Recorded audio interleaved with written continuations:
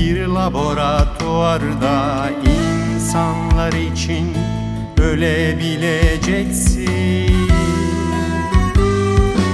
Beyaz gömleğinle bir laboratuvarda insanlar için ölebileceksin.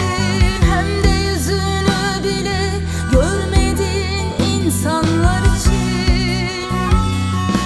Hem de yüzünü bile görmediğin insanlar için. Hem de hiç kimse seni buna zorlamamışken,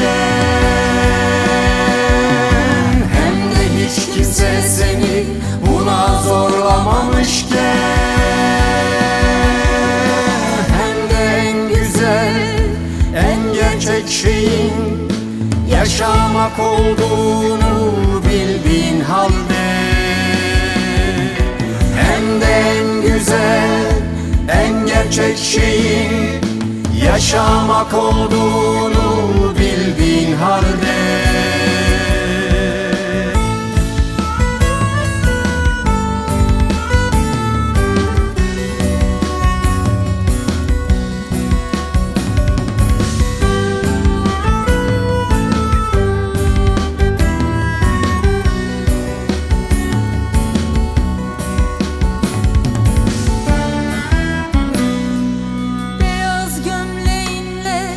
Acilin ortasında insanlar için ölebileceksin.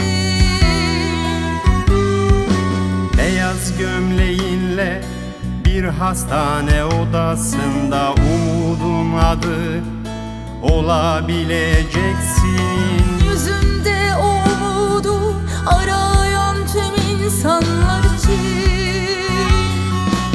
Yüzünde o umudu arayan tüm insanlar için. Hem de hiç kimse seni buna zorlamamışken, hem de hiç kimse seni buna zorlamamışken, hem de en güzel, en gerçek şeyin yaşamak olduğunu bildiğin halde, en gerçek şeyin yaşamak olduğunu